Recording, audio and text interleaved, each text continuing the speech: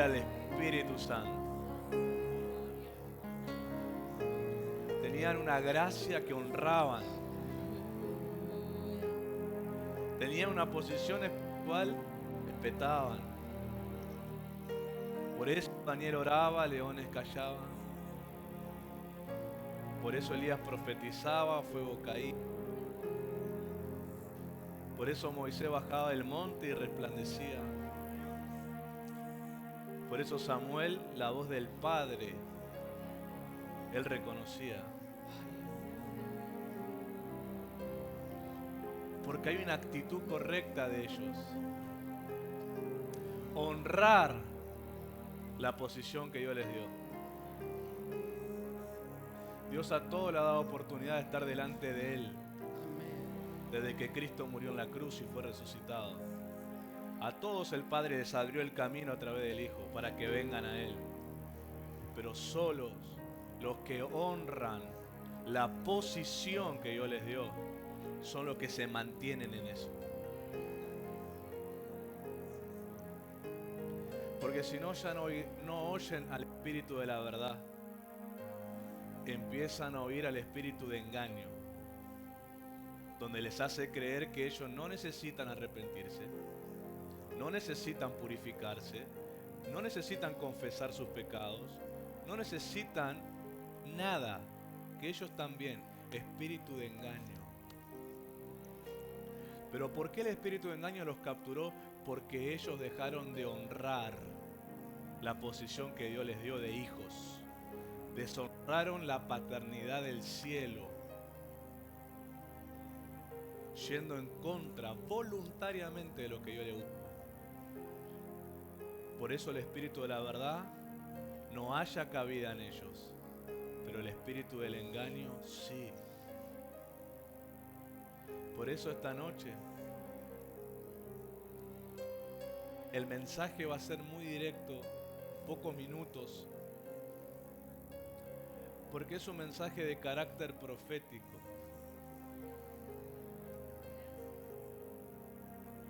¿Cómo sé que es un carácter profético? Porque esta palabra desde que bajó a mi corazón el día viernes me ha producido una carga. Hasta minutos antes de subirme era una carga. Porque el Señor me dejó sentir su corazón.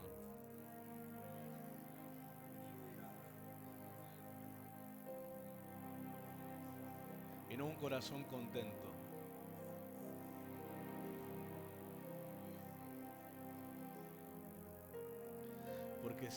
Porque muchos han deshonrado la posición espiritual que Él les confió y que a su hijo le costó la vida. Y lo han tomado muy livianamente ese lugar. Porque un espíritu de engaño los tiene capturados, donde les indica que no se arrepientan, que no se purifiquen, que no se limpien, que no confiesen sus fallas. Y les ha matado la vida espiritual. Y eso es algo que a Dios le pesa en el corazón. Eso es algo que a Dios se entristece en el corazón. Pueden tomar sus lugares los que están de pie.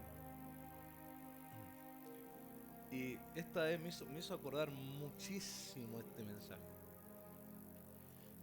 La misma carga que yo sentí en el año 2020 cuando Dios me dio esa profecía antes de la pandemia.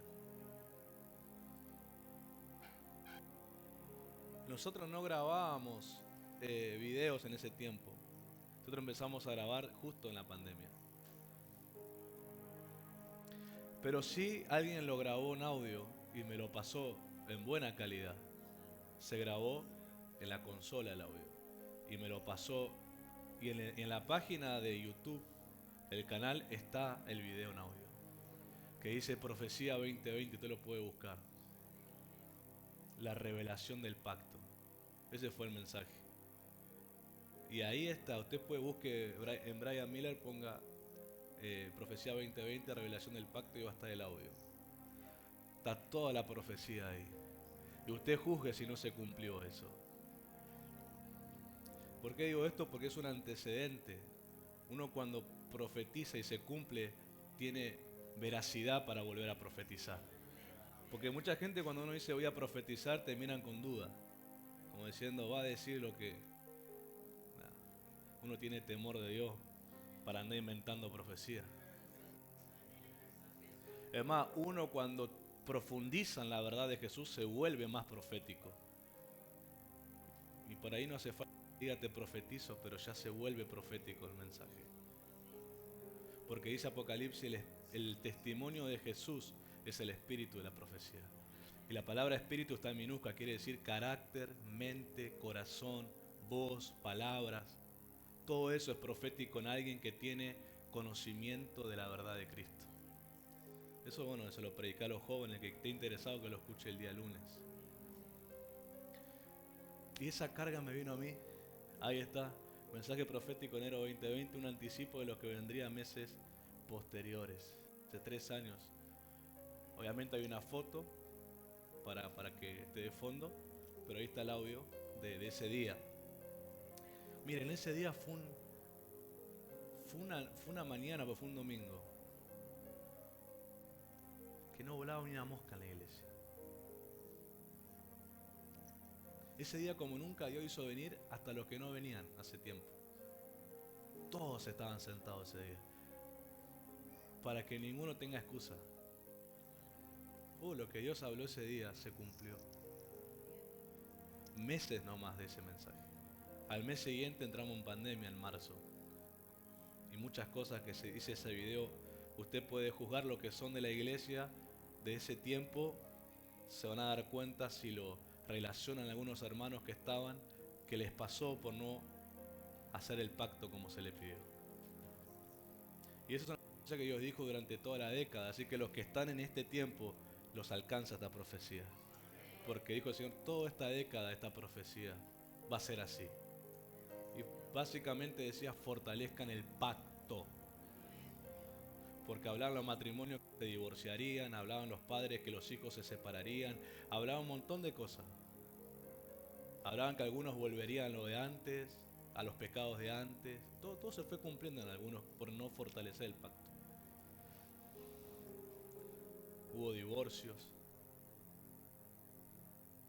de ministros. Hubo muchas cosas, es un desastre. Pero Dios dijo, fortalezcan el pacto. Y lo triste es, y esto es lo que Dios me marcó, y ya empiezo con esto, la causa por la cual no se anticipa, y yo me dirijo a este pueblo, porque la palabra profética es para este pueblo. La causa por la cual no se anticipa el Señor es porque son incrédulos a los que advierten. No lo creen. No lo creen. Ellos no creen a la voz profética de Dios en nuestras bocas. No lo creen. Porque nos juzgan de una manera carnal. Por eso Satanás fácilmente les hace creer, no le cree, hace mentira, eso no de Dios. Rápido lo descartan. El tema está que cuando se cumple, no diciendo se cumplió lo que Dios habló. Silencio. ¿Saben por qué silencio? Porque no lo vivieron. No se anticiparon, no caminaron en la profecía. Por eso no pueden decir, porque saben que si reconocen que era profético, se sienten enjuiciados porque no lo hicieron. Es lo mismo que los fariseos le respondieron a Jesús. Dijeron, no digamos que lo bautismos de Juan porque nos va a decir por qué no se arrepintieron. Hay gente que no reconoce la profecía a los ministros porque entonces uno le va a decir por qué no caminaste en ella. Yo no estoy hablando acá en lo genérico, estoy hablando a este pueblo. Y a los que están, yo le dije, Señor, que los que tienen que oír esto estén hoy sentados. Así que todo el que está sentado tiene que oír esto. Y el día viernes, después de la intercesión del jueves, que honestamente digo, el jueves para mí me fue muy pesado ministrar por el discernimiento en la dureza, en la incredulidad. Más que un día de gozo, parecía un día de pésame. No dispuestos a rendirse, no dispuestos a arrepentirse, ahí endurecidos. Yo soy una persona que no me enredo en esas cosas, pues yo digo, el que lo cree le va a pasar. No me enredo en las caras de la gente, en la actitud de la gente, pero el día viernes cuando fui a trabajar. El día viernes cuando fui a trabajar, estaba en el trabajo, me cayó esa carga, esa tristeza en el corazón. Yo dije, algo va a pasar. Algo Dios me va a decir, porque cuando yo siento esta tristeza espiritual, esta carga espiritual, y Dios me empezó a hablar el día sábado cuando tengo mi altar en la mañana, que es el día que más le meto porque tengo más tiempo. Dios empezó a hablarme. Y me dio la escritura de Joel.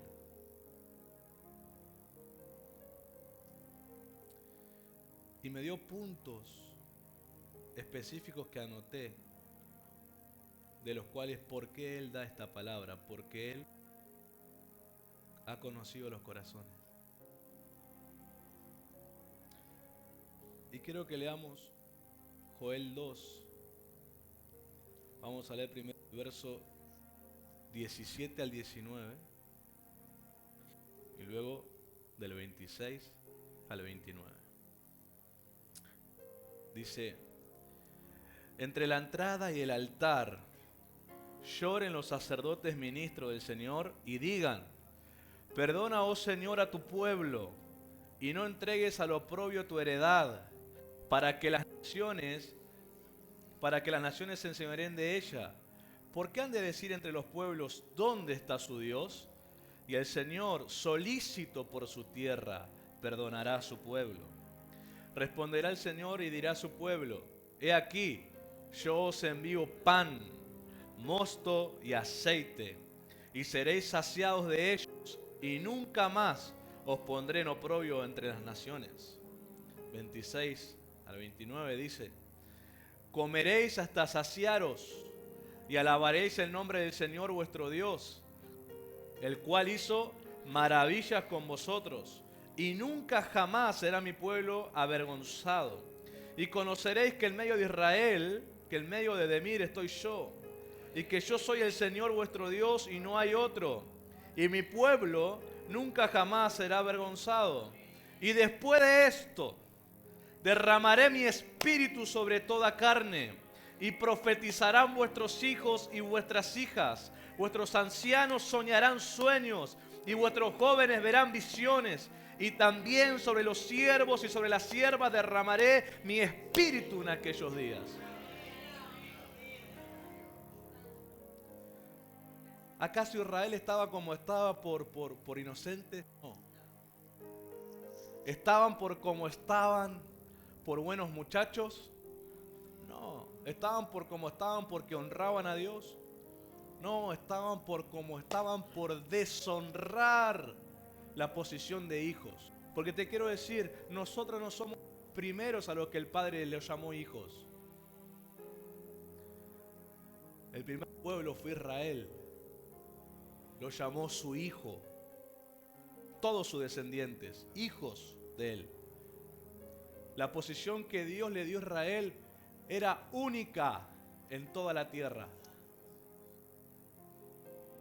Israel contaba con el favor, la misericordia, todo de Dios como un padre para un hijo.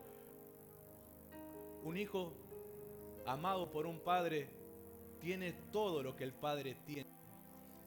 Y así Israel tenía todo a su disposición de lo que el Padre Celestial tiene.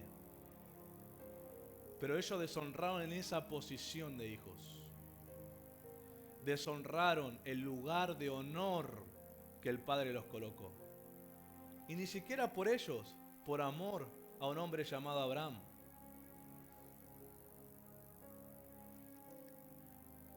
Y ellos no honraron la posición de hijos. No honraron el lugar de honor que Dios les entregó. Caso contrario, se comportaron peor que las naciones que no tenían la paternidad de Dios. Peor. Ni siquiera iguales, más por debajo. No honraron a los ministros que eran los sacerdotes que le enseñaban la ley. No honraron el altar que Dios les abrió para el perdón de sus pecados y los sacrificios. No honraron fiestas que eran momentos de celebraciones. No honraron nada. Contrario, ellos querían hacer todo lo que otras naciones sin la paternidad de Dios tenían. Y eso fue lo que a Dios le tocó, lo profundo de su amor.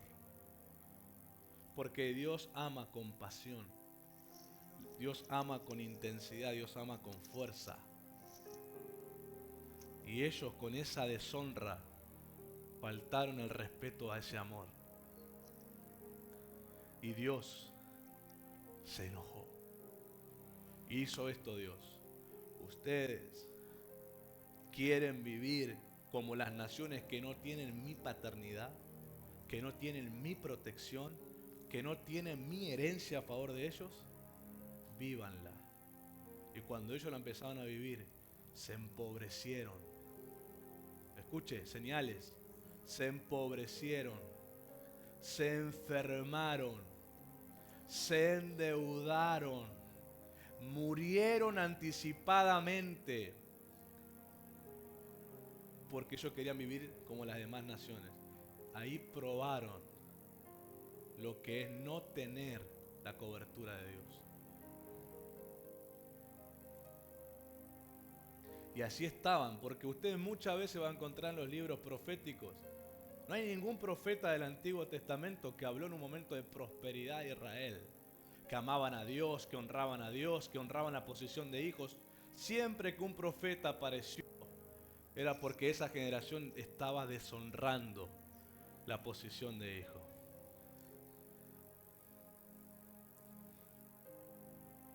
¿Qué puede ser lo peor que un padre se entere que su propio hijo de sangre sea el que lo critica con otros? Sea el que hable mal de su vida con otros. Eso creo lo peor que le puede pasar a un padre. Que su propio hijo, después que guste todo lo que el padre le da, lo critique, hable mal, lo juzgue. Israel, como hijo, se metió en esa condición.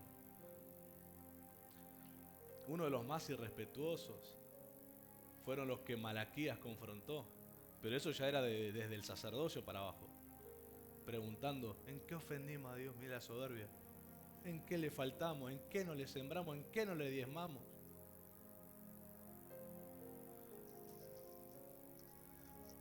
Otro pueblo muy complicado fue en el tiempo del profeta Jeremías, que amaban a los falsos profetas, que amaban los mensajes mentirosos, que todo está bien, nada pasa, todo está bien, hasta que Nabucodonosor estaba arriba de ellos. Cada vez que hay corazones que deshonran la posición de hijos, están pidiendo que Dios quite su paternidad de ellos. Están diciendo que quieren ser hijos de naciones que no tienen la paternidad de Dios. Hoy en día, ¿qué sería? Sería un creyente que quiere vivir como el mundo. Quiere vivir como la vida de alguien que no tiene arrepentimiento. Alguien que no viene a Dios como Padre. Yo pregunto, ¿de dónde puede venir esa inteligencia? De alguien que prefiere deshonrar la posición que Dios les da para irse al mundo que ya está condenado. ¿Quién puede ver hoy desde la posición que Dios le dio como hijo con amor a los placeres del mundo? ¿Quién? El que ha deshonrado su lugar como hijo. Ese es el único que hoy en su corazón puede amar los placeres de la carne. Es el único que se deleita en los pecados. Es el único que sentado en una congregación puede estar amando salir del lugar para ir a pecar. Es el único que puede estar en un lugar sentado con una congregación cristiana y estar pensando ir a fornicar, y estar pensando ir a adulterar, y estar pensando ir a drogarse, y estar pensando ir a alcoholizarse, o estar pensando juntar a sus amigos de la iglesia solamente para chismear, anhelando que se termine, para salir y empezar a enviar mensajes y empezar a armar queja y crítica y murmuraciones. Ese es alguien que ha deshonrado su lugar de hijo.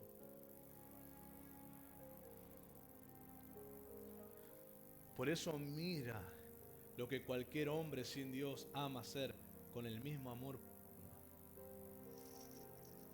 Porque alguien que está en la posición de hijo y la honra, porque yo todo el mundo escucho que a Dios le dicen padre, todo el mundo lo escucha, pero que honren ese lugar de hijo, son personas que solo tienen su amor por las cosas que Dios aprueba.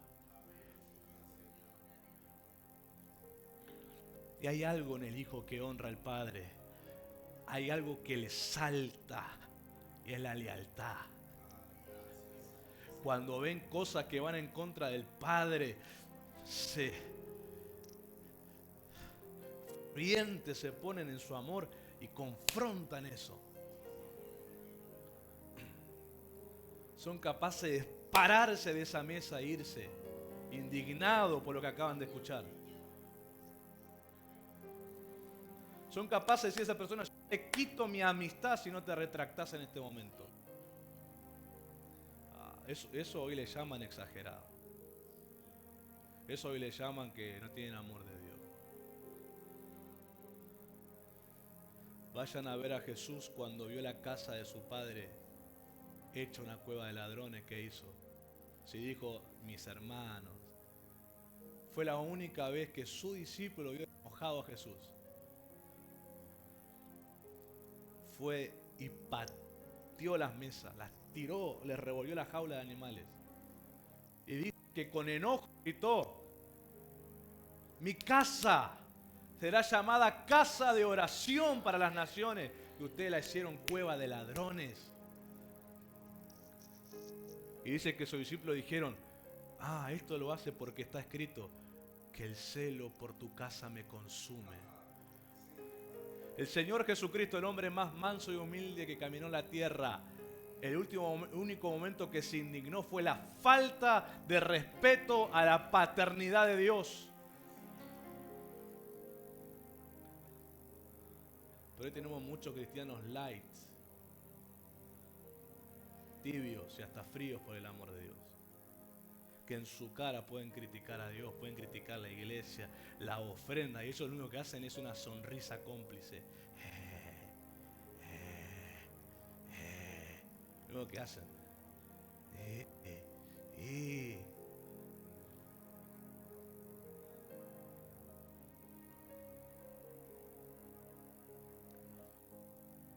Yo he tenido debates enérgicos con parientes cuando quieren deshonrar algo de Dios. Usted que lo dice, lo practica, claro. ¿Dónde está el amor por Dios? ¿Dónde está la honra a esa posición de hijos que Dios te dio en Juan capítulo 1?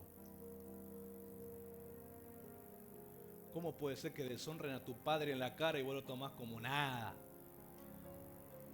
¿Cómo puede ser que deshonren lo que representa la paternidad de Dios en la tierra y ustedes como nada? ¿Por qué amigo? ¿Por qué pariente? ¿Por qué hijo? ¿Por qué marido? ¿Por qué esposa? ¿Por qué padrino, madrina?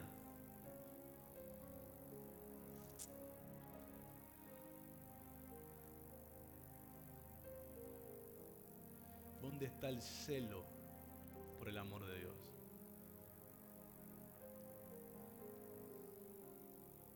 Y pastor, ¿y dónde meto la paciencia? La paciencia se aplica a otras cosas.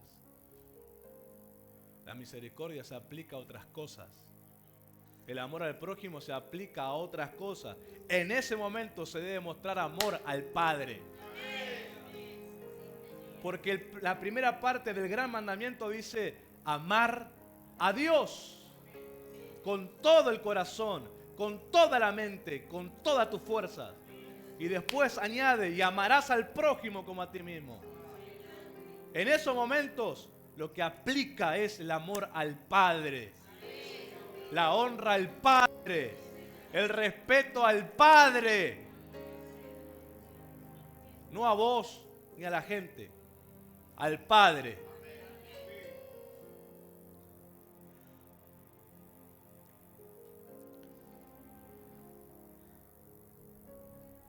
Y Israel estaba en esos momentos. Uno de los tantos que estuvo así. No le bastaba recordar las historias de sus antepasados que lo que les pasó.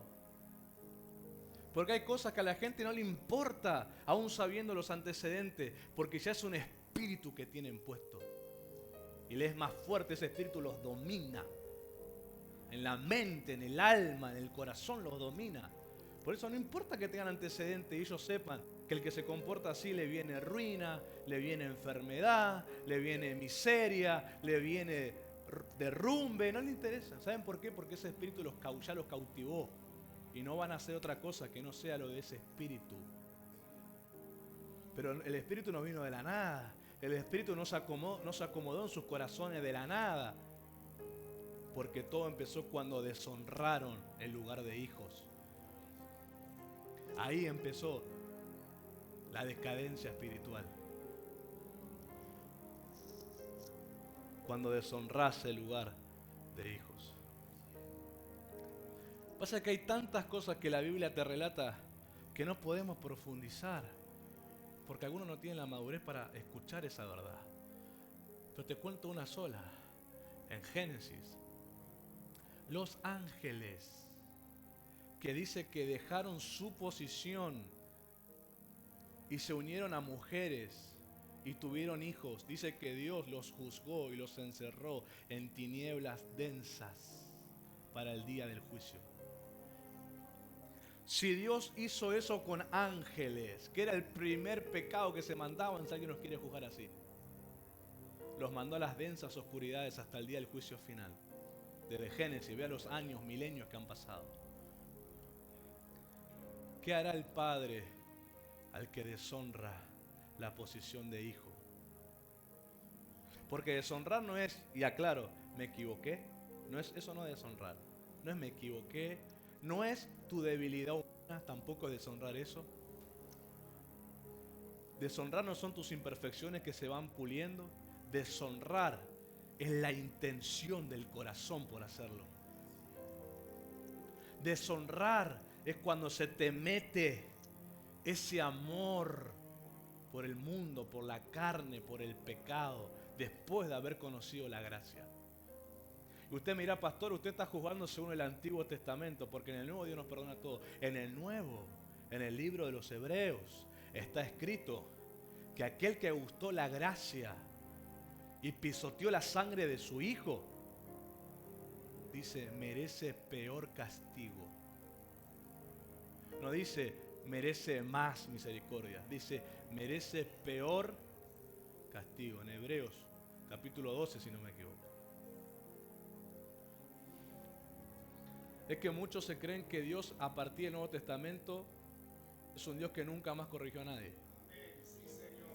Se cree que es un Dios que nunca más miró el pecado de nadie y se olvidó para siempre. Al único ser humano que Dios mira con gracia y misericordia y favor es al que está en pacto con Cristo. La misericordia, el favor que Dios derrama sobre tu vida no es porque sos el mejor, no es por atributos que tengas, es porque tu pacto con Cristo está intacto. Por eso el Padre mira a través del Hijo a los redimidos. Porque todos en la humanidad mereceríamos el castigo, sí.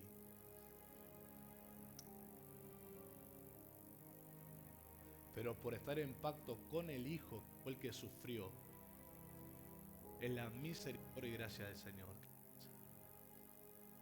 El día en que vos te separás de Jesús, no importa que vayas a la iglesia, no importa que prediques, no importa que cantes, no importa que estás separado de Cristo en pacto, el Padre ya no te mira de misma manera. No te mira de misma manera. Los únicos lentes que al Padre lo mueven a misericordia es el Hijo. El único.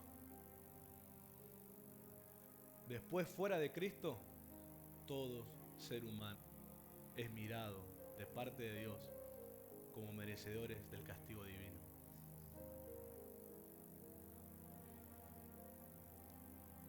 Pero una cosa Dios mira al que nunca se arrepintió.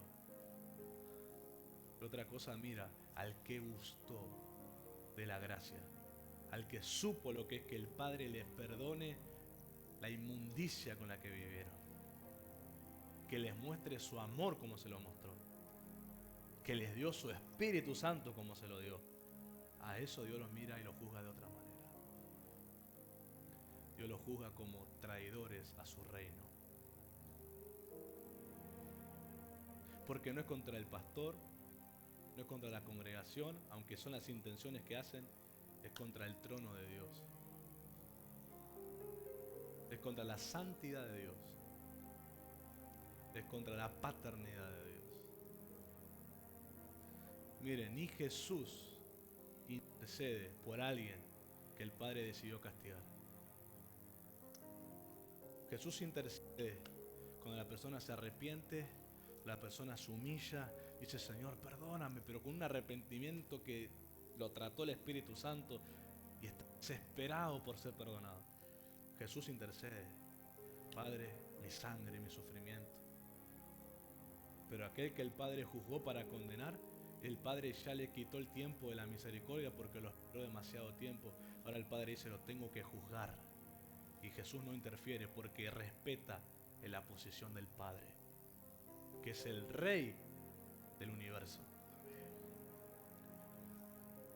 Y Dios, antes de caer juicio al Israel del tiempo de Joel, le da una oportunidad única. Y es cuando le dice al profeta: llame a los ministros y lloren. Es el único momento y la única oportunidad que Israel iba a tener. El apóstol nos enseñó: los profetas recibían una carga tan pesada en sus corazones cuando recibían una palabra de Dios que no se podían liberar de ella hasta que no la hablaban. Este profeta, cuando recibe lo que Dios traería a juicio si los ministros no se paraban entre su trono y el pueblo, el profeta lo anuncia. Y los ministros tuvieron que ir a pararse a ese lugar, que ese lugar representaba y era un diseño del mismo cielo. Porque todo lo que hicieron en el tabernáculo estaba en el cielo. Ahí a Moisés dice que la visión que Dios le mostró era totalmente como está en el cielo. Así que los sacerdotes se pararan entre la entrada y el altar y lloraran, representaba que lo mismo hicieran en el cielo. Ahora, ¿por qué Dios le pidió que sean los ministros que lloraran y clamaran y oraran? No por otra cosa, por el perdón al pueblo. Porque los ministros representan la autoridad de Dios en la tierra y son colocados como intercesores entre el trono de Dios y el pueblo. Ellos representan la intercesión del Hijo de nuestro Señor Jesucristo. Y el Padre atiende a ese clamor como lo hizo con el Señor Jesucristo. Los ministros representan esa intercesión del Hijo. Es como si el propio Jesús se pusiera a clamar. Y el Padre, como respeta lo que Él mismo reveló, y saben que los ministros representan su voz, su autoridad, su corazón en la tierra, va a atender por lo que representan. ¿Cualquier ministro puede hacerlo? No. los que honran su posición espiritual. Los que son fieles al ministerio que Dios les confió. Esos son los que pueden pararse a interceder por el pueblo. Esos son los que realmente su clamor provoca efecto espiritual. Porque así cualquiera se puede poner a llorar y a cantar, no va a pasar nada. Porque Dios va a moverse a los que honran la posición espiritual. Porque la gente piensa que Dios se mueve por la cara que tenga quien ora. Dios se mueve por principios de su reino inalterables. Y el principio de su reino, uno de sus principios es la honra. Y Dios se mueve cuando alguien honra la posición que le confió. ¿Qué es honra? Es valorar, es estimar, es respetar, es amar, es perdonar. Y entre humanos es ayudar financieramente también. Ahí entra la honra a los padres y demás. O sea que Dios está pidiendo a alguien que valore, respete, estime, ame la posición que le dio como hijo. No que lo tomen como nada, como un título más, como una expresión más. No, es una posición espiritual, es un rango espiritual. ¿Quién es el hijo? Sino aquel que continúa la obra del Padre. ¿Quién es un hijo? Sino aquel que sigue la misma herencia que su Padre. No es cualquiera ser un hijo de Dios. Ser un hijo de Dios es ser como Él. Para un hebreo reconocer a alguien como hijo no era así. Estaban diciendo, va a ser como yo, en el carácter, en el espíritu, va a ser como yo. Que Dios te reconozca como hijo, pone esa carga sobre tus hombros. Ser como Él en el corazón y en el espíritu. Muchos dirán, imposible. No, mentira. Porque si Jesús fue el que puso esta carga es porque con el Espíritu de Dios se puede. Porque si no, que el Señor no hubiera puesto esta carga, que seamos como Él jamás lo hubiera hecho, porque hubiera sido imposible que alguien sea como yo. Él dijo, si lo puso es porque es una carga que se puede hacer. El que no lo quiere hacer es porque deshonra esa posición. ¿Cuál es el propósito de este clamor? Perdón de pecados, restauración espiritual, sanidad de la tierra, bendición, derramamiento del Espíritu Santo y restauración del primer amor por Dios y su palabra. Y esas lágrimas que Dios pide a los ministros derramar, se va a cosechar en avivamientos en los corazones. Porque dijo, y después de esto, dijo el profeta de parte de Dios, derramaré de mi espíritu sobre toda carne. Y esa miren, y cómo la señal, pastor, lo que Dios te otorga, la posición que da.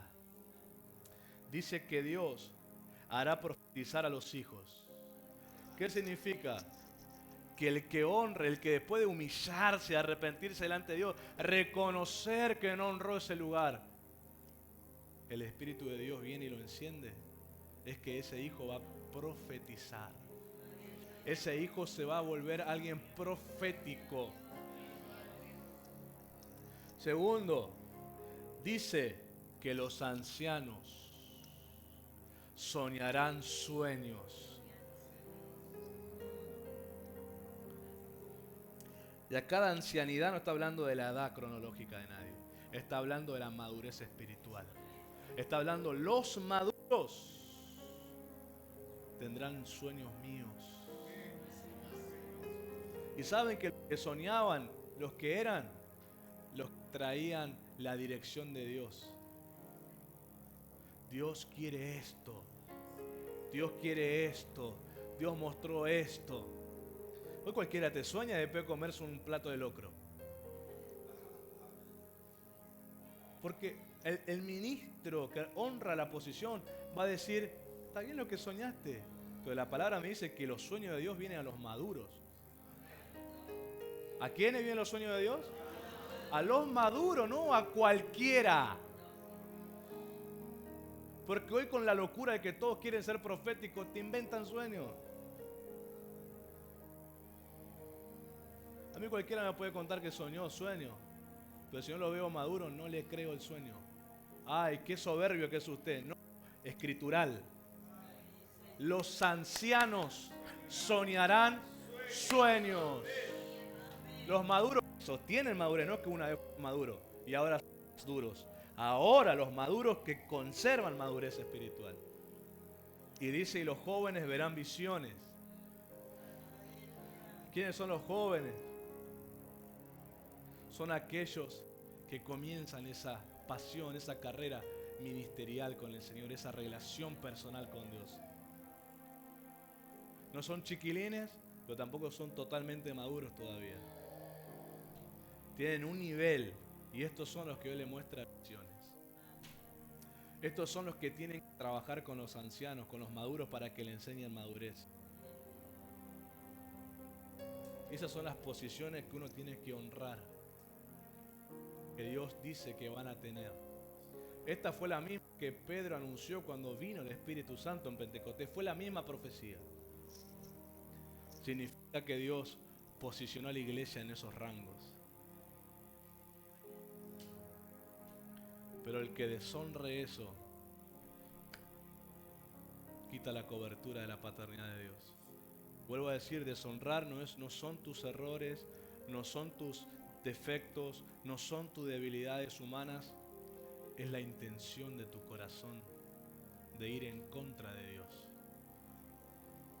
Aquel que tiene conocimiento de lo que no debe hacer y lo hace, que ha puesto su amor en el mundo.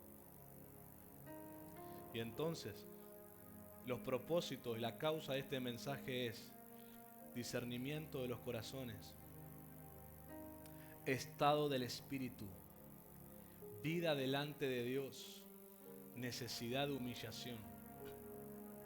Dios me dio este mensaje, ¿por qué? Porque discernió los corazones, porque vio el estado del espíritu, porque sabe su vida delante de Dios y porque tiene necesidad de humillarse. Estas personas son las que han pasado de un amor tibio a frío por Dios. Son personas que están jugando con pensamientos que solo los conducirán a la perdición de sus almas. Están adoptando comportamientos en contra de la cruz y de Cristo.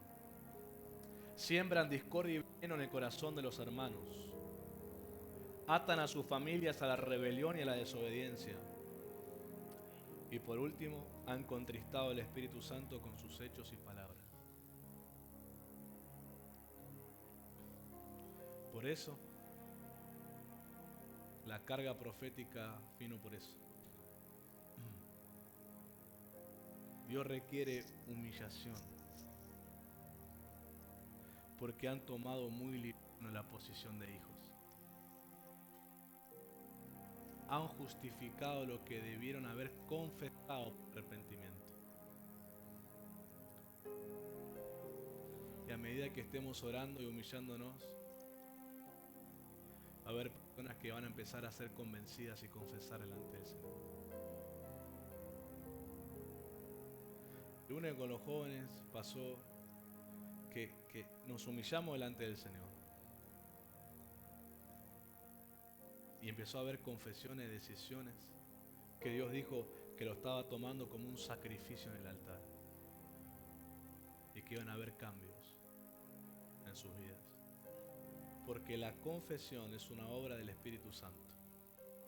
Nadie confiesa si el Espíritu Santo adentro no lo hace reconocer que es una persona así.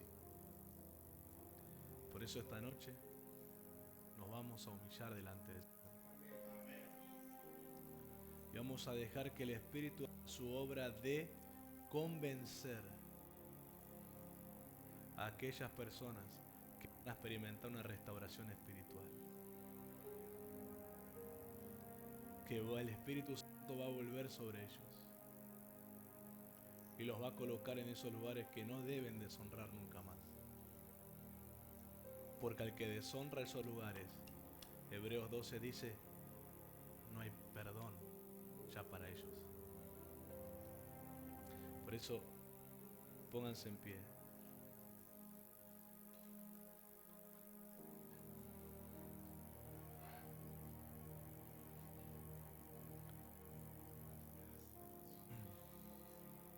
Nos despedimos de los que ven. Ora ahí, la enseñanza también te sirve a vos. Así que si estás en falta delante del Señor, no has honrado esa posición, puedes ponerte a cuenta con el Señor y vas a ver que el Espíritu Santo va a descender, porque dice que Dios está solícito para perdonar a su pueblo. Y vas a ser restaurado, pero tiene que haber una convicción y una confesión delante de Dios. Que Dios te bendiga.